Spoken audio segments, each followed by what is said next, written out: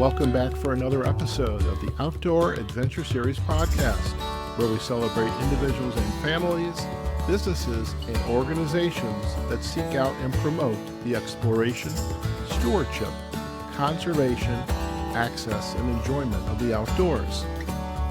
Hello, everybody. This is Howard, and I am back here, day 7, my UnCruise adventure excursion. We are here in the Glacier Bay area, in the Northwest Passage, and today we are just leaving now Tracey Arm and the South Sawyer Glacier. We are making the slow trek back to Juneau so this wonderful crew can turn around the ship and get it ready for another excursion out into this wonderful area of Alaska.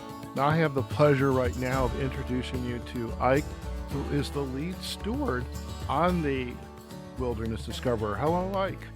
Hi there. How are we doing? We're doing very well. Now, I have noticed over the last 7 days, you're a very thin guy, and I've got to think you're just running around doing stuff, and either that, your metabolism is nonstop. But how did you come to be here with UnCruise Adventures, and specifically on the Wilderness Discoverer? Sure, yeah. So this is my 4th summer here in Alaska. I started actually on this boat 4 summers, summer of 2021. And I only had one job on a cruise ship before this. I was with a different company, and I worked a contract over there. I heard a lot of great things about this company, and I came over here. I started as a steward, and then last season I got promoted to lead steward, and I'm really enjoying it. Excellent. And what's the role of the lead steward?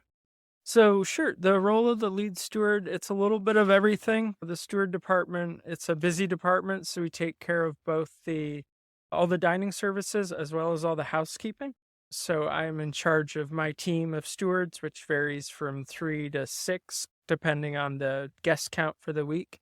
And it's just ensuring that the meal services run smoothly, the setup, the breakdown, the housekeeping goes smoothly, the cabins are attended to, and everything that's involved with that, always assisting the HM as needed with whatever is needed there. So it's a dynamic role, and as you mentioned, I do I'm constantly down, forward, aft, just everywhere. And I like to be busy, so I enjoy it. Yeah. That's excellent. I think I should look for a job opening, because that would probably help me remove some pounds. Now, I'm curious, how you said you had a staff of 6? So it just depends. Our staffing fluctuates week by week based on the guest count for the week, the number of guests we have on board. So on a lower week, I could have only 3 stewards, and the maximum we'll typically have on this boat would be 5 to 6 stewards. And let's give a shout out, if we can, to some of the stewards who are on our excursion this week. Sure, yeah. I think my whole team is really great, so it's hard to pick just any, but Brooke is our early riser this week. She's also a wonderful bartender. Next week, she'll actually be the bartender. Ida it's my first time working with her this season, but she is a delight to work with. Taylor is also, I've only worked with her a couple weeks, but she's just fit right in. And by the way, I have to say thank you for loaning Taylor to me.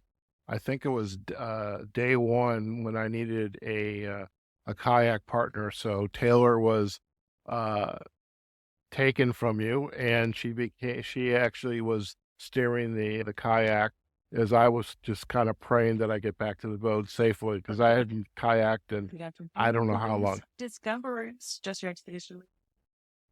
Mike, really quick to remind you, if you have not gone to it, PFD is off on the 4th of the Now is an excellent time to. And if you already staring at all the beautiful race outside, please continue to do so. Thank you.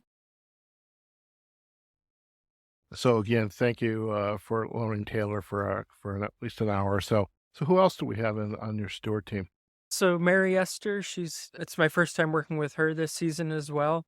And yeah, it's just nice to have I feel like this company attracts just people who want to. I always say, if you're not enjoying it being here, you're not going to last long, because it's hard work. There's no getting around it.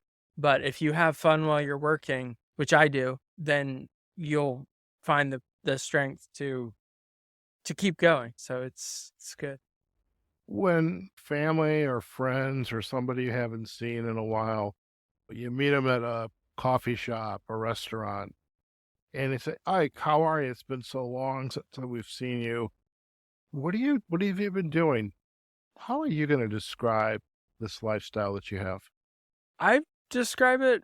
I mean, I say I work on a cruise ship, and the first thing everyone thinks is you work on a 3,000 passenger floating city. And I'm like, no, it's a small ship. And I tell them I love it because I love to travel. So I work 6 to 8 weeks at a time typically. And then I have 2, 3, sometimes 4 weeks off. And my old life, I was actually a mailman for 10 years. And you're lucky to get 10 days off at a time once a year or something. With this job, I mean, I might get a month off in the down season. I get more time off, and it's ideal. It's ideal for me because I love the flexibility, the ability to travel, and of course, look out the window and see what I'm seeing right now. And let me just say, I have seen, as am I, some beautiful scenery. Has the Wilderness Discoverer been the only boat that you've been on? No. So I spent 2 summers on this boat. I've done 3 winters on the Safari Voyager, which is the boat that travels down in Baja. And then last summer, this boat wasn't running, so I was on the Wilderness Explorer doing a similar itinerary. Yeah, but my heart is on this boat. People, when they first come to this boat, you can find a lot to complain about, but I tell them just give it time, because this boat it's hard to describe. It just has a heart to it that I really love. It feels like home to me. So I love it here. I appreciate that, and thank you for giving us that Yeah. that sentiment. Before we head out, any final thoughts that you could share with someone who maybe is contemplating a vacation? Maybe it's a celebration, kind of like the birthdays we had this week, or retirement, or just want something new off the beaten path.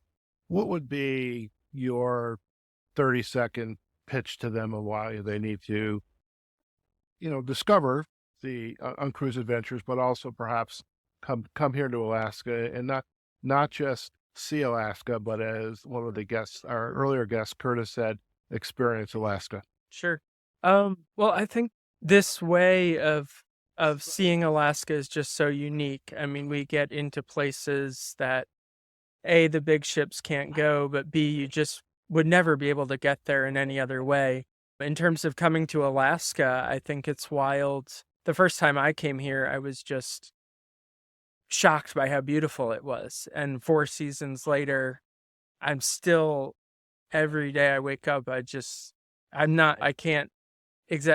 love Alaska. Like, if you haven't been to Alaska, which apparently I think 97% of the U.S. population hasn't, you have to, Alaska is gorgeous. I travel a lot. I've been all over the world, and I just think I love it here. I just love Alaska. So, well, we really appreciate it. And again, your energy and your staff and the team that you're working with, and your ability to be flexible and to implement new processes as needed has been very evident, because I'm an old process person myself. But I really appreciate you taking the time, Mike, to share a little bit about your story, give some shout outs to the crew. They've been wonderful, and we really, I know not only myself, but everybody on the boat has really been expressing how great everybody is. So kudos to you and your team. And thank you again for joining us here on the Outdoor Adventure Series podcast. thank you so much. To learn more about UnCruise Adventures, visit their website at uncruise.com. You can also learn more on their social sites on Facebook, Instagram, YouTube, and Twitter. If you enjoy podcasts devoted to outdoor adventure, find us online at outdooradventureseries.com. And remember, we welcome likes, comments, and sharing.